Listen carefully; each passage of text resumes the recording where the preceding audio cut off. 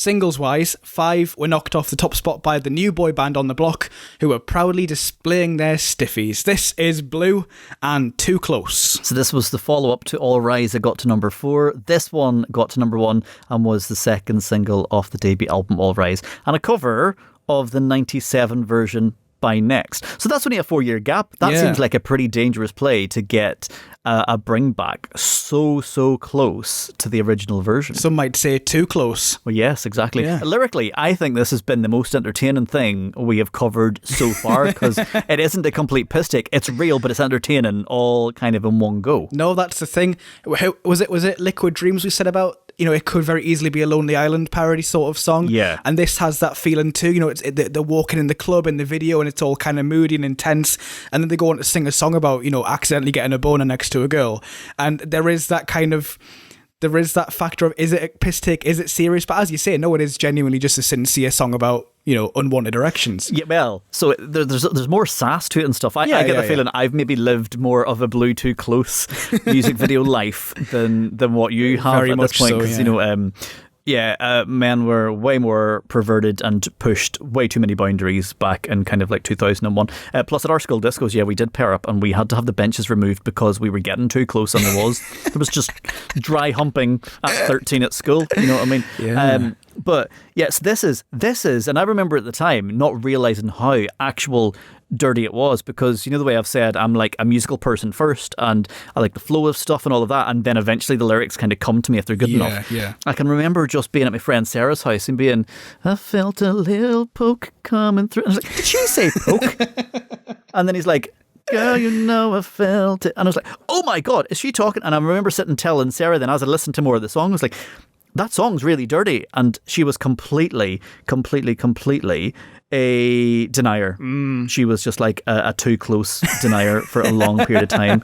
And it was a moment that I will never forget. And then the shock on her face when she realised it. And I think this was maybe the whole point where we then realised, actually, what the hell are we singing when we're singing along to these songs? Are all songs really, really dirty? But this was definitely a turning point for me. Yeah.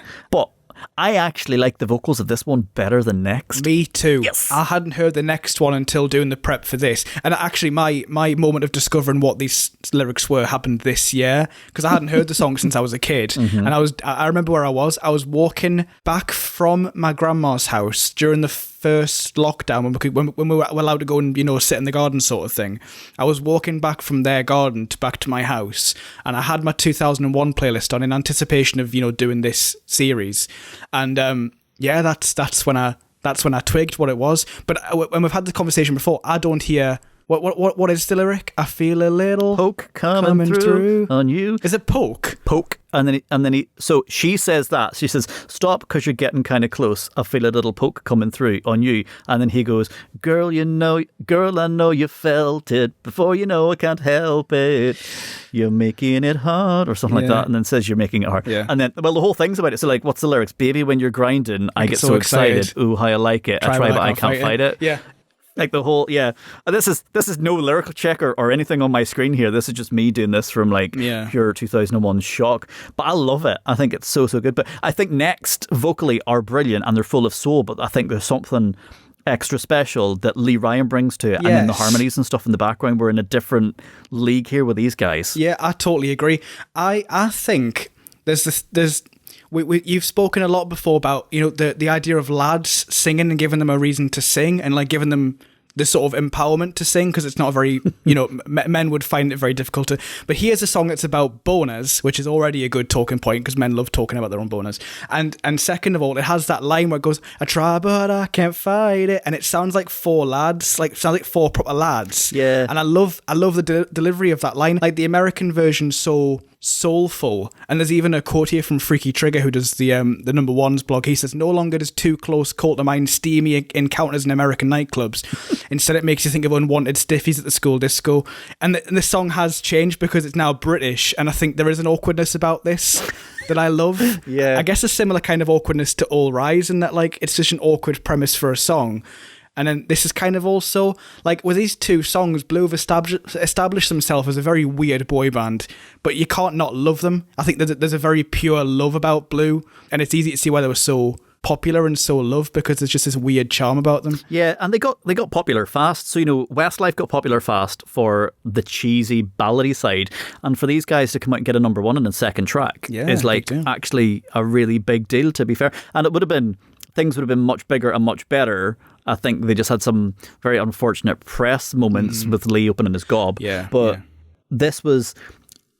we've always said that covers are very dangerous and you need to do something with it. And this isn't too far from the original, but they really do somehow just pull it off as their own, really. Totally. Funky rumble and stuff, and it's really good. They bring the production up to date. There's not, like I say, there's a 4-year gap, but they really do make it a bit more modern sounding. Like the 97 version by Next is very sexy, very late 90s, and ticks all of those boxes. Yeah. But there's just something special about this. We get a bit of dancing out of them, not too much. You know what I mean? There is the kind of the cool crotch grab and all of that, where they keep it to the side so they're not really touching their wieners. But we're in an interesting place in 2001 with this one. Yeah. To be fair, considering we've done Liquid Dreams, which is pretty gross. This one is kind of sexy. It's kind of comedic. It's interesting. It's got a good melody. Everything about it is actually pretty hot. Well, when we spoke about Liquid Dreams, I did flag up that we'd be talking about Blue Too Close at some point in the future, and I said along the lines of, I do hope that Too Close doesn't come under the same fire that this song has. So here we are. You've sort of said that you don't have a problem with it like you did with Liquid Dreams. So if we are going to put the two side by side, both involve involuntary actions. I guess the concern with O-Town is that they literally mention people that they've done their act to and over, which is pretty grim. I think Liquid Dreams is an original song. Like they've written a song about that, whereas this is a cover, albeit of one of the biggest songs of all time in the 90s in America. This was a Billboard number one. Mm-hmm. It was the 30th biggest song of the year over there. It was the 16th biggest song of the entire decade. In the history of the Billboard 100, Next Too Close is the 30th biggest ever. Wow. It's a big bloody song. Whoa. But the fact that it's been covered by somebody and hasn't been deemed a risk probably means that it's kosher, if you get what I mean. Yeah, so I think there's is the word crass? Yeah. I think Liquid Dreams is very crass. Yes. In comparison. There's something relatable about this, and actually the reason why it stands up is because it's still very, very relevant, and because what we've got is we've got the female vocal in it as well. Engaging with it makes it a bit more acceptable. Yeah. Whereas with Liquid Dreams is just like, oh, come here, pet, get your boobs out. It's a bit rank. Whereas on the grand scale, the other scales, I'm awfully sorry, I think I'm about to arrive. There's Blue Too Close sits nicely in there as if you're going to do a song about sex and you're going to be blatant about it, engage with all members of the community and give it a go, and they've done that really. Yeah.